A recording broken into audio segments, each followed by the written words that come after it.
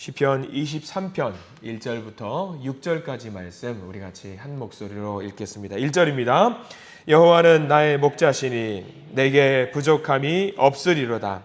그가 나를 푸른 풀밭에 누이시며 쉴 만한 물가로 인도하시는도다. 내 영혼을 소생시키시고 자기 이름을 위하여 의의 길로 인도하시는도다. 내가 사망의 음침한 골짜기로 다닐지라도 해를 두려워하지 않을 것은 주께서 나와 함께 하심이라. 주의 지팡이와 막대기가 나를 안위하시나이다.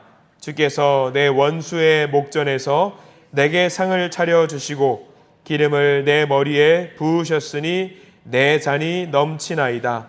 내 평생의 선하심과 인자하심이 반드시 나를 따르리니 내가 여호와의 집에 영원히 살리로다. 아멘. 오늘 말씀 가운데 하나님의 크신 은혜가 있기를 간절히 기도하고 소망합니다. 우리 기도하는 마음으로 고백해 볼까요? 하나님의 은혜가 지금 저에게 임하기를 기도합니다. 우리 옆사람 축복하면서 하나님의 은혜가 지금 여러분에게 임하기를 기도합니다. 아멘. 특별히 시편 23편 말씀 가운데 하나님의 은혜가 놀랍도록 넘치기를 간절히 기도하고 소망합니다. 아마 시편 23편 말씀을 성경 창세기부터 요한계시록 통틀어서 제일 많이 사랑하시는 분이 많이 계실 겁니다. 그래서 가끔 이렇게 시편 23편을 가끔 이제 말씀 묵상하다가 하루 한 장씩 묵상할 때 이 말씀이 언제 오나, 언제 우리가 함께 묵상하게 되나 싶을 때가 있어요. 공교롭게 휴가 기간에 이렇게 말씀을 보게 되는 게 이게 많은 분들이 이 말씀을 너무 좋아하시고 사랑하시기 때문에 이 말씀을 언제 보나 싶었는데 오늘이네요. 오늘 그날인데 오늘 말씀을 보면서 제목을 하나 잡아보았습니다. 제목을 어떻게 잡아보았냐면요, 더 원할 것이 없습니다 라는 말씀의 제목일 것 같아요. 이런 이야기가 있어요. 어떤 갑부가 신문에 광고를 냈다라고 합니다. 광고의 내용은 이렇습니다. 자기가 더할 나위 없이 행복하고 그 행복하다라는 것을 증명할 수 있다라고 한다면은 상금으로 10억 원을 드리겠습니다 라고 광고를 냈다라고 해요. 여러분들은 그런 광고가 있다라면 한번 전화 한번 해보고 내가 한번 응모해 보겠습니다 하실 분이 계실지 모르겠습니다.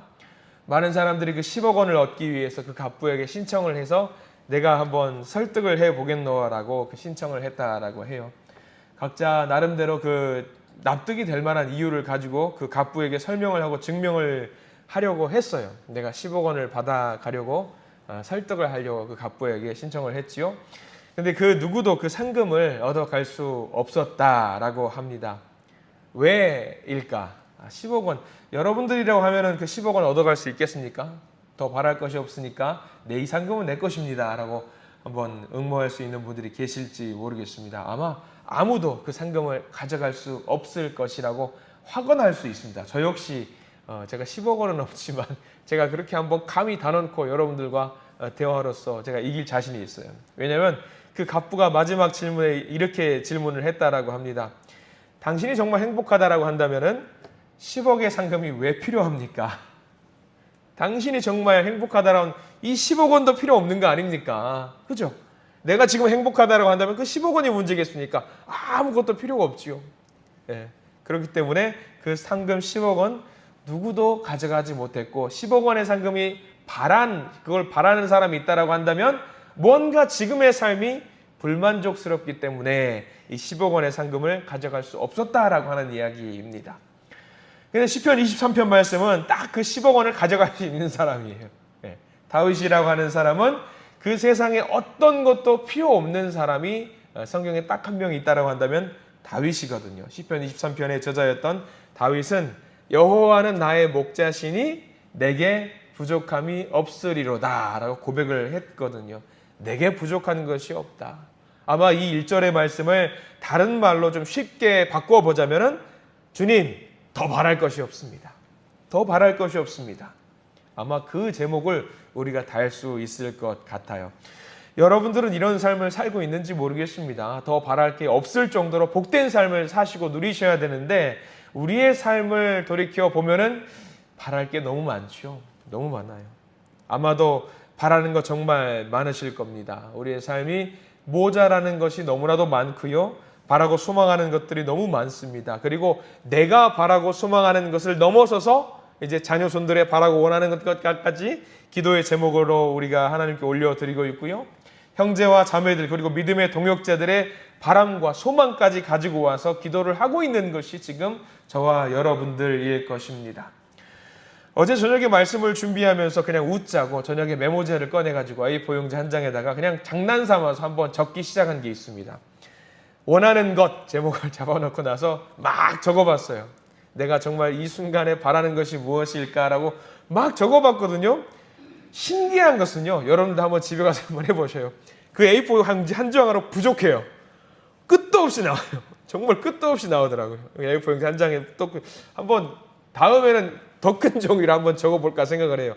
아마 더 큰 종이에 맞춰서 제목들이 엄청나게 많이 나올 것이라는 생각이 들어요. 아마 인간은 그렇게 바람과 소망으로 아마 살아가는 것 같다라는 생각이 너무나도 많이 듭니다. 왜 이렇게 우리의 삶에는 필요한 것이 많은지 바라는 것이 많은지 모르겠습니다.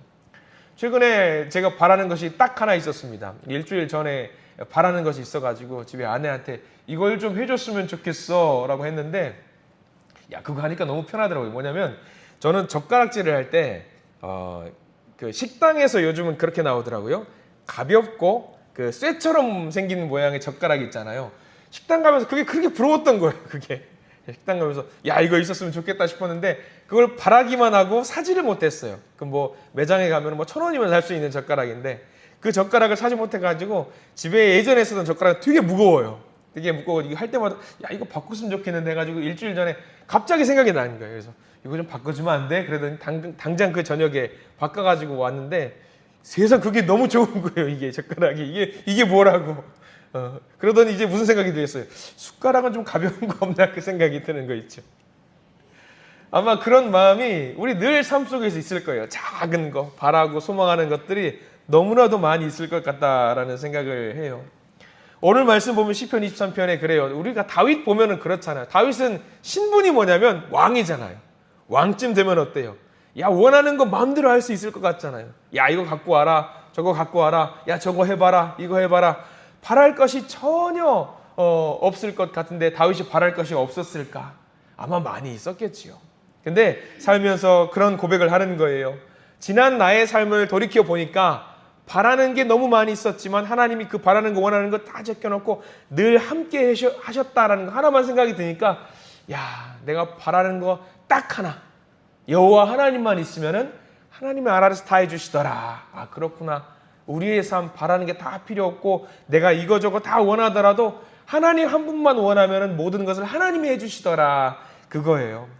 다윗은 딱 그걸 고백하는 거예요. 우리가 다 필요 없습니다. 세상 살면서 하나님 한 분만 원하면 됩니다. 라는 것을 지금 우리에게 이야기를 하고 있는 거죠. 다윗은 왕으로서 더 큰 제국과 더 큰 것을 얻기 위한 어떤 바람들도 있었겠지요. 그러나 오늘 시편 23편 말씀에서 묵상을 하는 거예요. 다 필요 없습니다. 여호와 하나님 한 분이면 됩니다. 라는 것을 우리에게 이야기를 해주고 있는 거예요. 다윗의 지난 날을 한번 생각을 해보는 겁니다. 아마 시편 23편 말씀을 묵상을 하면서 찬송을 하면서 옛날부터 자기의 삶을 인도해 주셨던 하나님을 바라봤을 겁니다. 목동으로 살면서 목자로 살면서 양떼를 지키는 가장 밑바닥의 삶.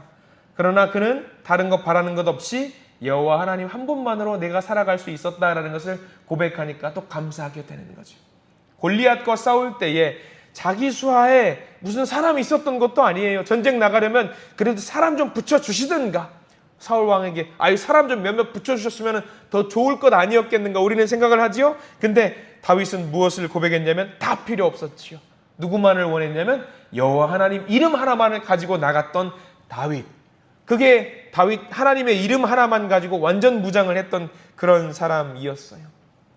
사울로부터 쫓겼던 그 신세를 생각해 보시면은요. 재정적인 여유가 있었던 것도 아니고요. 뭐 나라를 뒤집을 수 있었던 장수르가 옆에 있었던 것도 아니었습니다. 딱 하나 하나님 한 분으로 말미암아 부족함이 없는 피난 생활을 했었던 다윗의 모습을 보게 됩니다. 왕인 다윗의 모습을 한번 보십시오. 권세가 있기에 부족함이 없었을까요? 늘 반역의 위협 속에 살았습니다. 긴장의 연속이었습니다. 그럼에도 불구하고 그는 뭐라고 고백을 하냐면 부족함이 없었습니다. 왜? 여호와 하나님이 늘 자기를 돌봐주셨다라는 것을 깨달았기 때문입니다. 시편 23편은요, 다윗이 노년에 지은 찬송시라고 보는 경향이 있습니다. 삶을 반추하면서 되돌아보면서 곱씹는 거죠. 아, 하나님이 나를 돌보아 주셨구나. 하나님 한 분이면 되는구나. 다른 것 다 필요 없구나. 아마 그것을 곱씹었던 찬송시가 시편 23편의 어떤 고백이었을 것 같다고 생각을 합니다. 목자로서의 삶을 살아갈 때에 가장 좋은 덕목 중에 하나는 양떼를 돌보면서 그들을 먹고 마시게 하는 것, 아마 그거였을 겁니다. 그래서 2절의 고백이 이렇게 나와 있죠. 2절 말씀 우리 한번 천천히 읽어볼까요? 2절입니다. 그가 나를 푸른 풀밭에 누이시며 쉴 만한 물가로 인도하시는도다 라고 나와 있어요. 수많은 유혹의 상황 속에서, 우상 숭배의 상황 속에서 잠깐 무릎을 꿇으면 모든 것을 얻을 수 있는 그 삶의 현장 속에서도 하나님을 배신하지 않았던, 하나님을 고백하는 그의 삶을 살았던 고백이지요. 3절도 우리 쭉 읽어보세요. 그 말씀 가운데 너무 놀라운 은혜의 말씀이 있어요. 3절 시작. 내 영혼을 소생시키시고 자기 이름을 위하여 의의 길로 인도하시는도다. 다윗의 삶을, 다윗의 영혼을 회복시키시고 소생시키는 이름은 여호와 하나님의 이름 하나뿐이다라는 고백이지요. 심지어 죽음의 골짜기 이야기도 나오잖아요. 4절엔 내가 사망의 음침한 골짜기로 다닐지라도 라고 나옵니다. 죽음의 위협 속에서 자기를 해치려고 달려드는 원수들 앞에서조차 밥상 차려주시고 위로하는 하나님에 대한 이야기도 나옵니다. 여러분들 보실까요? 우리가 5절 말씀 보면은 그렇게 나와 있죠. 5절입니다. 주께서 내 원수의 목전에서 내게 상을 차려주시고 기름을 내 머리에 부으셨으니 내 잔이 넘치나이다. 주님이 어떻게 다윗을 사랑하시는지, 원수들 앞에서 밥상 차려서 먹게 하시고 하나님이 말씀하십니다. 밥 먹고 가라고 말씀하세요. 밥 먹고 가라고. 하나님은 참으로 귀한 분입니다. 다윗 한 사람만 보고 살려주신 것도 아닙니다. 5절 말씀은 특히 은혜의 말씀인 게 뭐냐면요, 다윗 보고 한 것도, 다윗 한 사람 보고 이야기하는 것이 아니라 다윗 주변에 있는 많은 사람에게도 은혜를 끼치시는 하나님을 보게 됩니다. 내 잔이 넘치나이다. 내 잔이 넘치나이다. 내 잔이 넘치나이다. 내 잔이 넘치기 때문에 주변에 있는 많은 사람이 함께 그 잔을 먹고 마실 수 있었다라는 것, 하나님의 은혜 아니겠습니까? 우리가 이런 기도를 해야 되는 거예요. 하나님, 나만 먹고 마시는 것이 아니라 내 잔이 넘쳐서 주변에 있는 많은 사람들 함께 먹고 마실 수 있는 우리가 되기를 소망합니다 라고 기도할 수 있는 우리가 되어야 될 줄 믿습니다. 그리고 그는 6절에 이렇게 마지막에 고백을 하지요. 내 평생의 선하심과 인자하심이 반드시 나를 따르리니 내가 여호와의 집에 영원히 살리로다. 우리가 이 시편 23편의 말씀을 묵상하면서 명심해야 될 것이 있습니다. 우리의 인생은 우리의 것이 아닙니다. 우리의 인생은 하나님의 것입니다. 예전에 아주 저도 이제 어떻게 보면 어렸을 때겠네요. 가수 민혜경 씨가 불렀던 노래가 있어요. 내 인생은 나의 것. 혹시 이 노래 아시는 분 계시는지 모르겠습니다. 노래 가사가 별거 아니에요. 내 인생은 나의 것, 내 인생의 나의 것. 그래서 뭐 그냥 나에게 맡겨주세요. 그런 가사가 있어요. 이게 뭐냐면 다 컸으니까 내가 마음대로 하게 좀 두세요라는 그런 부모님에게 항변하는 가사거든요. 문득 그 노래가 생각이 나는 겁니다. 내 인생은 나의 것이니까 내가 마음대로 하면 행복해지던가요? 어른이 돼서 내가 내 마음대로 하면 마음대로 행복해지던가, 어른이 되어서 정말 내 인생을 마음대로 하니까 내가 자유롭고 행복해지던가, 아니었을 겁니다. 다들 아니었을 겁니다. 근데 오히려 인생의 주인이신 우리 하나님의 섭리, 특별히 나를 챙겨주시고 나를 향한 섭리를 만들어 가시는 하나님께 모든 것을 맡길 때 과연 어떤 삶, 비교해 봤을 때 어떤 삶이 더 행복해지던가, 내 인생은 나의 것이니까 내 마음대로 하면 행복해지던가, 아니면 내 인생은 하나님의 것이니까 하나님께 맡길 때에 행복해지던가, 여러분들은 어떠세요? 여호와는 나의 목자시니 내게 부족함이 없다고 고백하면서 감사하면서 살았던 다윗의 길이 있습니다. 반대로 내 인생은 나의 것이니까 내 마음대로 살 때에 행복해지더라 라고 고백하는 인생, 과연 어떤 것이 진짜 행복한 인생일까요? 여러분들은 어떤 길을 택하시렵니까? 우리 인생 당장 내일 무슨 일이 일어날지 알 수 없는 그 삶, 마치 우리가 모든 것의 주인이고 다 아는 것처럼 생각하면요 분명히 넘어집니다. 그러니까 오늘 우리가 살아갈 때에 주님을 나의 목자로 생각하고 목자를 따라가는 삶이 더 안전한 삶이라는 것을 기억하시기를 바랍니다. 성자 어거스틴이 있어요. 성 어거스틴이라는 사람이 있는데 그가 이런 고백을 했습니다. 주여, 당신 앞에 무릎을 꿇기 전까지는 내게는 참된 평화가 없었나이다. 오늘 여호와 하나님께서 우리의 목자가 되심을 믿으시기를 바랍니다. 지금도 나의 필요를 채우시고 험한 길에서 우리를 보호하시고 지켜주심을 믿으시고 원수들의 면전에서 목전에서 보란듯이 밥상 차려주시고 밥 먹고 힘내 그리고 이겨, 마치 친정어머니처럼 등 떠밀며 위로해 주시는 하나님, 바로 하나님이라는 사실, 우리의 하나님이라는 사실을 믿으시기 바랍니다. 그래서 오늘 하루 살아가실 때에 걱정 마시고 담대한 마음 가지고 세상 가운데 나가시는 우리 모든 성도님들이 되시기를 바랍니다. 하나님의 놀라운 복이 우리와 함께 하실 줄 믿습니다. 여호와는 나의 목자시니 내게 부족함이 없으리로다. 다윗의 이 고백이 우리의 고백이 되기를 간절히 기도하고 소망합니다. 기도하겠습니다. 주님, 시편 기자가 다윗이 고백한 것처럼 주의 힘으로 인해서 기뻐하고 주의 구원으로 인해 즐거워하였던 것처럼 우리도 하나님의 능력과 구원의 은혜를 깊이 찬양하며 이 시간 주님 앞에 나아갑니다.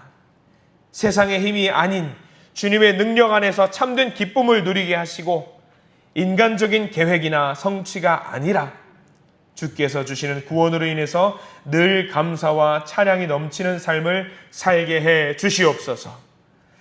오늘 우리가 드리는 예배, 오늘 제가 드리는 예배가 주님의 기쁨이 되게 하시고 말씀과 기도와 찬양 가운데 주님의 임재가 충만하게 하시며 우리 모든 믿음의 자녀들 마음에 필요한 은혜와 위로와 능력을 채워 주시옵소서. 감사드리며 예수 그리스도 이름으로 간절히 기도드립니다. 아멘.